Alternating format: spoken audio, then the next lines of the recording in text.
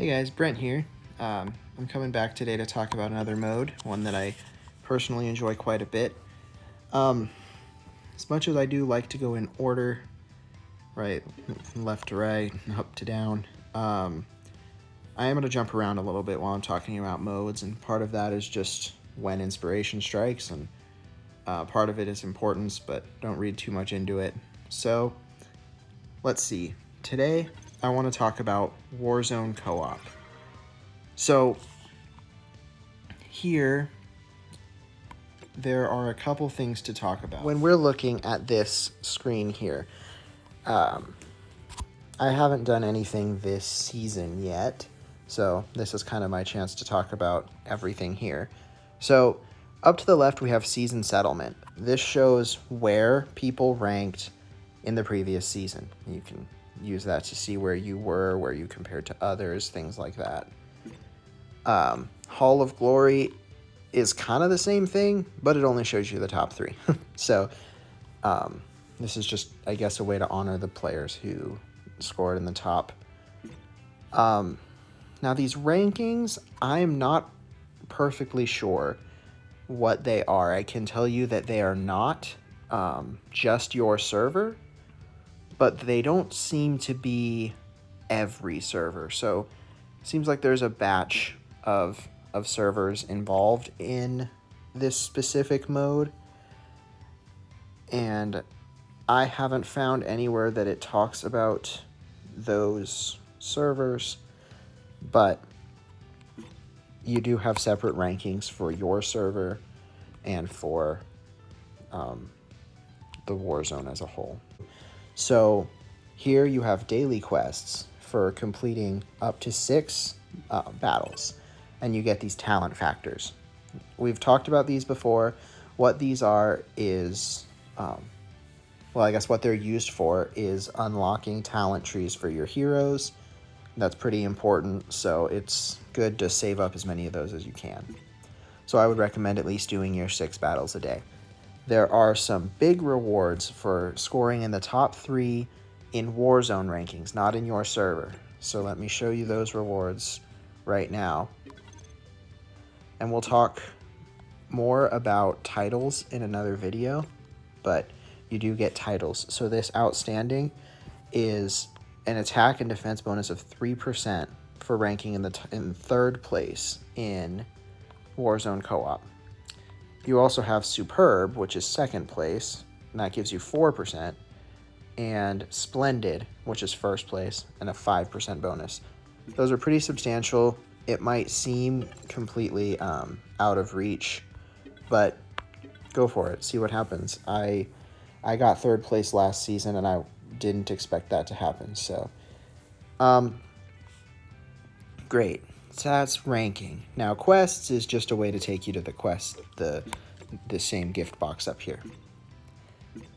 And that leaves us with record, which shows the past 10 people you've attacked and 10 people who have attacked you. And it shows you, whether you win or lost and how many points you gained or lost from those battles. So that's kind of the logistics. Now let's talk about the way the mode actually functions. Essentially, you need 9 characters, 9 units, and you can arrange them however you see fit in 3 different teams of 3, either front or back row or in front of each other, however works for you. There's a lot of team building that goes into this. So, for example, I have Denki back here on the back line to try to catch people quickly, but I want Nedry running up close. Additionally, backline gets 10% extra attack, so I have Deku, who can pretty much rush in from across the stage, whichever place he's in, on the back to get that attack bonus. And then here, Stain is a pretty good front unit because he can lock people, right? So he immediately throws those daggers. So yeah, every character is going to have their strengths or like their strong locations. So you kind of have to see what their skills are and play around with it and see what works for you.